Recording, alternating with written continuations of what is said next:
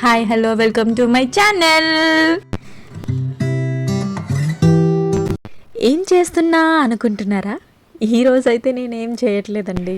ఎప్పటి నుంచో మీతో ఒక విషయం షేర్ చేయాలనుకుంటున్నా. నియర్లీ ఏప్రిల్ నుంచి చెప్దాం అనుకున్నా, ఇన్ని రోజులకి అయ్యింది. ఏంటా అనుకుంటున్నారా? నేను ఒక చిన్న బిజినెస్ స్టార్ట్ చేద్దాం అనుకున్నాను. దానికోసం మిషన్ని చైనా నుంచి ఆర్డర్ పెట్టాను.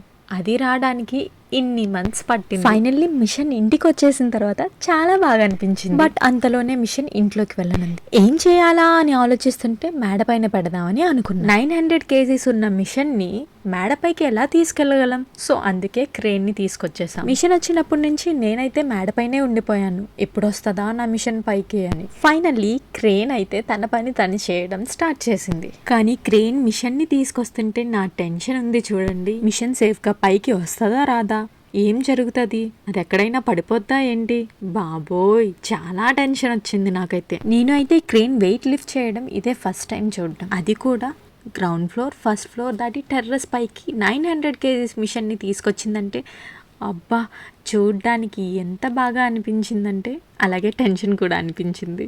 ఇంతకీ మిషన్ మిషన్ మిషన్ అంటుంది కానీ ఏ మిషనో ఏంటో చెప్పదు ఏంటి అనుకుంటున్నారా? Embroidery machine. ఎంబ్రాయిడరీ మిషన్ అంటే అందరి దగ్గర ఉంటది కదా, దానికోసం క్రేన్ ని తీసుకొచ్చి ఇంత ఎందుకు చేస్తున్నారు అనుకుంటున్నారా? మిషన్ క్వాలిటీ అలాంటిది, ఇంకా దాని వర్క్ కూడా వేరే లెవెల్లో ఉంటది. ఇంకా ఈ మిషన్ అయితే ప్లెయిన్ ఎంబ్రాయిడరీ, కంప్యూటరైజ్డ్ మగ్గం వర్క్స్, కోడింగ్ డిజైన్స్, చెనీల డిజైన్, ఇలా చాలా వర్క్స్ అయితే చేసేస్తుంది అంటే సింపుల్ కాదండి. మనం కష్టపడి ఇన్పుట్ ఇస్తేనే అది మనకి అవుట్పుట్ ఇస్తుంది.